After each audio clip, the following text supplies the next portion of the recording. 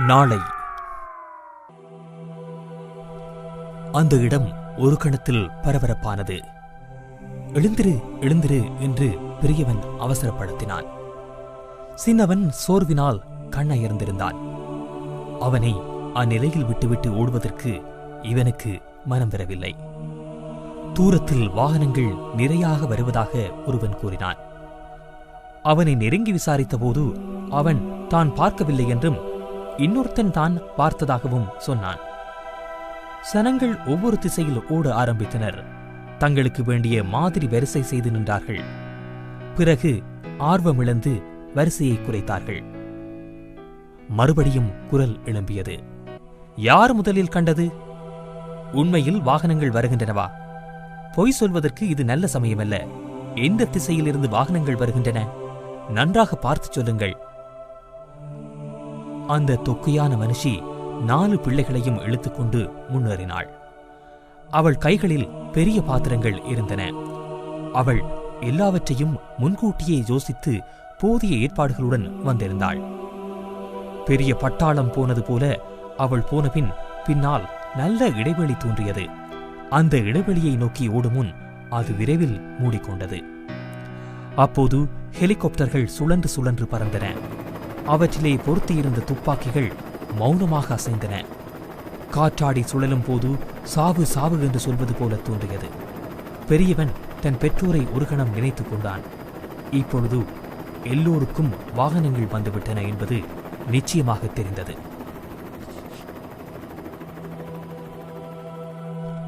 அவன் அணிந்திருந்த தொளதொள ஓவக்கோட்டை பற்றியபடி சின்னவன் ஓடினான். எங்கே அவன் தன்னை விட்டுவிட்டு போய்விடுவானோ என்ற பயம் அவன் முகத்தில் தெரிந்தது. அவன் மூக்குக்கு கீழே சளி காய்ந்து போய் இருந்தது. அது 3 நாளாக அவன் சருமத்துடன் ஒட்டி கொண்டு விட்டது. பெரியவன் கையிலே ஒரு நெளிந்து போன டின் இருந்தது. அதை அவன் கெட்டியாக பிடித்திருந்தான். டின்னில் இருந்த ஓட்டைகளையும் அவன் அடைத்திருந்தான். அவனுக்கு வயது 11க்கு மேலே இருக்காது.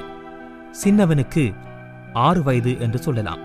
அந்த 2 சிறுவர்களும் ஜனக்கூட்டத்தில் பெரிய அலையில் எத்துண்ட 2 சிறிய இலைகள் போல அங்குமிங்கும் தத்தளித்தார்கள். கடைசியில் பெரிய தடித்த உருவம் ஒன்று வந்தது. கீழோருடம் அதிகாரம் செய்து பழக்கப்பட்ட முகம், கருப்பு நிறத்தில் அளவுக்கதிகமான ஓவர்கோட், பெல்ட், தொப்பியுடன் அவன் இருந்தான். கையிலே சிறு தடியை வைத்து உருட்டிக் கொண்டிருந்தான். தடித்த குரலில் அடிக்கடி ஏதோ கூறினான். அவன் என்ன சொன்னான் என்பது புரியவில்லை. ஆனால் அந்த பெரிய கூட்டம் அவனுடைய சொல்லுக்கு கட்டுப்பட்டது. இருந்தாற்போல ஒரு சனவெள்ளம் வந்து அடித்தது. அந்த அலையில் பெரியவன் தன் கைப்பிடியை சிறிது தளர்த்தி விட்டான். சனக்கூட்டம் தள்ளிக்கொண்டே போனது. சின்னவன் அண்ணா அண்ணா என்று கத்தும் சத்தம் கேட்டும் அவனால் திரும்ப முடியவில்லை. சனத்திரள் அப்படியே அவனை இழுத்துக் கொண்டு போய்விட்டது. இப்பொழுது சின்னவனுடைய அலறல் அவனுக்கு கேட்கவில்லை. சின்னவன் அதே இடத்தில் நிற்காமல் அழுதபடியே அண்ணனை தேடி ஓடினான். இருவரும் இப்படி தேடிக்கொண்டே எதிர் திசையில் சென்றார்கள். அப்பொழுது ஓர் அதிகாரி வந்து இவனுடைய கையை பிடித்து இழுத்து ஒரு கூடாரத்தின் முன்பு நிறுத்தினார். இவன் அங்கேயே அழுதபடி ஒரு அரை மணி நேரம் காத்திருந்தான். இறுதியில் அந்த அதிகாரி அவன் அண்ணனுடன் வந்தார். இவன் ஓடிப்போய் அண்ணனை கட்டிக்கொண்டான். அவன் தலைமயிரை இழுத்து கொஞ்சினான். தலையிலே சன்னம்பட்ட தழும்பு தெரிந்தது. அதில் மயிர் முளைக்காமல் பெரிய வட்டமாக இருந்தது. பெரியவன் கண்களில் கண்ணீர். அதை ஒருவரும் அறியாதவாறு தன் புஜத்தினால் மெல்ல துடைத்துக் கொண்டான். ஒழுங்கில்லாமல் பல புது வரிசைகள் இப்பொழுது உண்டாகின. பெரியவன் ஓடிப்போய் ஒரு வரிசையிலே நின்று கொண்டான். அடிக்கடி பின்னுக்கு திரும்பி பார்த்தான். வரிசையிலேயே புது ஆட்கள் சேரச் சேர இவனுக்கு நிம்மதியாக இருந்தது. எல்லோரும் பெரியவர்களாக இருந்தார்கள். இவன் அவர்களுடைய இடுப்பு அளவுக்குத்தான் இருந்தான். அவர்கள் ஆவேசமாக இடிபடும் போது இவன் இடையிலே நசிபடாமல் இருக்க முயற்சித்தான். அவன் அடிக்கடி திரும்பி சின்னவனை எச்சரிக்கை செய்தான். சின்னவன் வரிசையில் நிற்காமல் வேலி ஓரத்தில் குந்திக் கொண்டிருந்தான். அங்கே வேறு சிறுவர்களும் சில கிழவர்களும் படுத்து கிடந்தார்கள். சின்னவன் கிழவர்களையெல்லாம் சுற்றி வந்து மேற்பார்வை பார்த்தான்.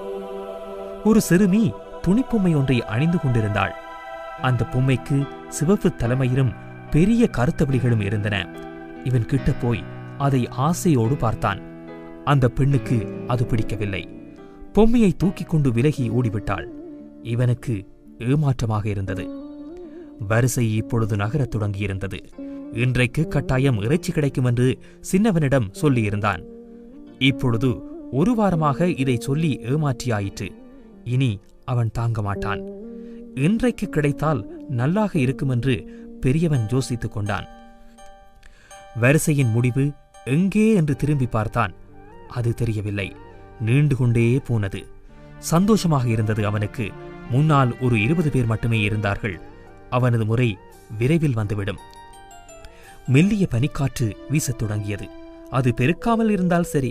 சூரியன் வெடிப்பில் போய்விட்டது போல அன்று வெளியே வரவே இல்லை. ஓட்டை விழுந்த காலணிகள் எதிர்ப்பு சக்தியை இழந்துவிட்டன. இறுக்கி பிடித்த ஓவக்கோட்டை ஊடுருவி குளிர் அவன் வயிற்றை குறிவைத்தது. அவன் தாயாரின் தோற்றமுள்ள ஒரு மனுஷி தலையிலே துணியை கட்டியிருந்தாள். பெரிய கூடைகளிலே இருந்து ரொட்டியை எடுத்து விநியோகம் செய்தாள். அவள் கைவிரல்களின் நகப்பூச்சு கூட அவன் தாயாரையே நினைவூட்டியது.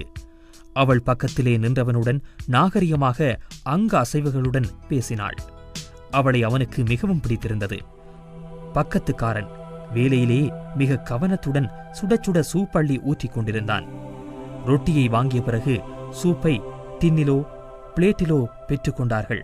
சிலர் உடனேயே அதை ருசித்தபடி நகர்ந்தார்கள்.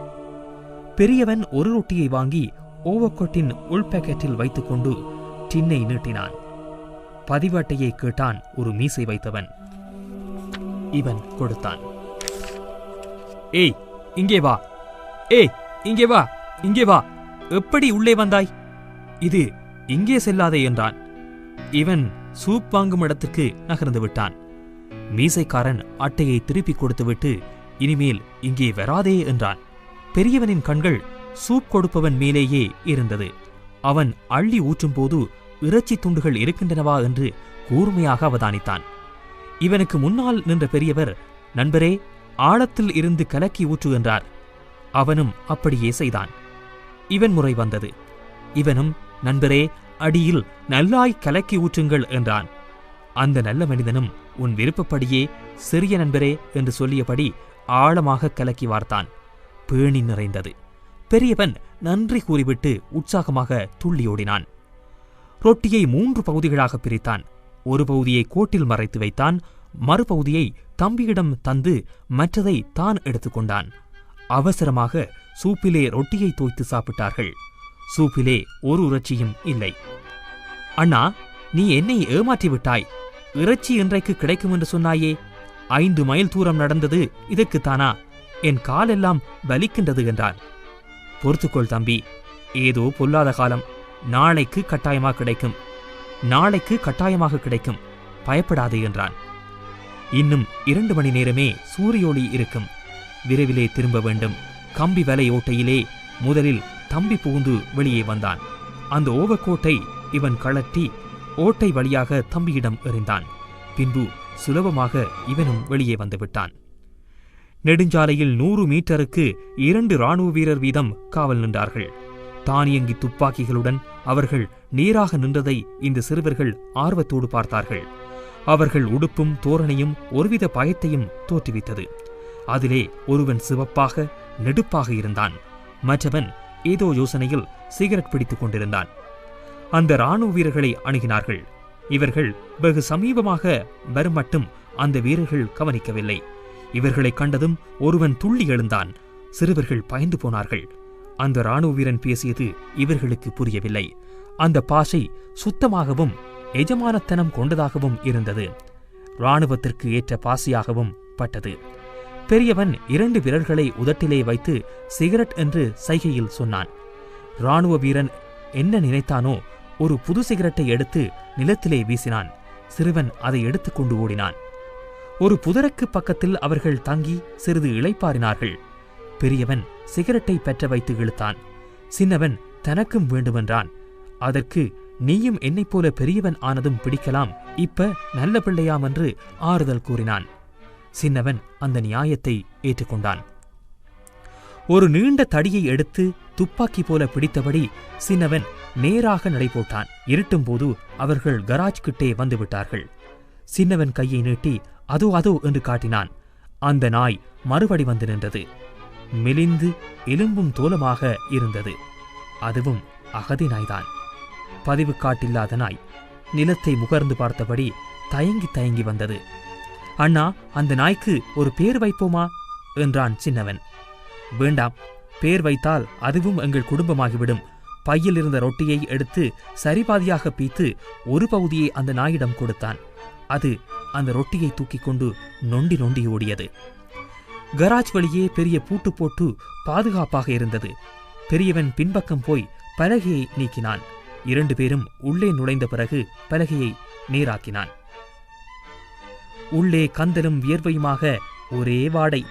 இருட்டில் கண்கள் பழகுவதற்கு சிறிது நேரம் எடுத்தது. பெரிய அட்டைப்பட்டிகளை இழுத்து பழைய கம்பளிகளை போட்டு சரியாக்கிய பின்பு சிறியவன் அலுப்பு மேலிட படுத்துக் கொண்டான். பெரியவன் மீதியான ரொட்டி துண்டை பத்திரப்படுத்தி வைத்துக் கொண்டான். அடுத்த நாள் அதிகாலை சிறியவன் பசியில் அழும்போது அது பயன்படும். பெரியவன் பெட்டி விளிம்பில் சாய்ந்தபடி இருந்தான். சின்னவன் தூங்கிவிட்டான் போலும். திடீரென்று அவன் எழும்பி அணுங்கியபடி ஊர்ந்து ஊர்ந்து வந்தான். அண்ணனை கட்டிக்கொண்டான். அண்ணா, அண்ணா, நீ என்னை விட்டு போக மாட்டியே, நீ என்னை விட்டு போக மாட்டியே, போக மாட்டியே என்று அழுதான். பெரியவன் அவனை இறுக்க அணைத்தான். இல்லை, என் கூட பிறந்தவனே, உன்னை விட்டு ஒரு நாளும் நான் போக மாட்டேன் என்றான். அந்த குரலில் இருந்த உறுதி சின்னவனுக்கு நம்பிக்கை தருவதாக இருந்தது. பெரியவன் அப்படியே வெகுநேரம் தூங்காமல் இருந்தான். அடுத்த நாளுக்கு வேண்டிய ஆலோசனைகள் அவனுக்கு நிறைய இருந்தன. நாளைக்கு கஞ்ச் முகாமுக்கு போகலாம் என்று தீர்மானித்தான். அது பெரிய முகாம், 10 மைல் தூரத்தில் இருந்தது. அங்கே கட்டாயம் இறைச்சி கிடைக்கும். அப்படித்தான் அவன் கேள்விப்பட்டிருந்தான். அங்கே கட்டாயம் இறைச்சி கிடைக்கும்.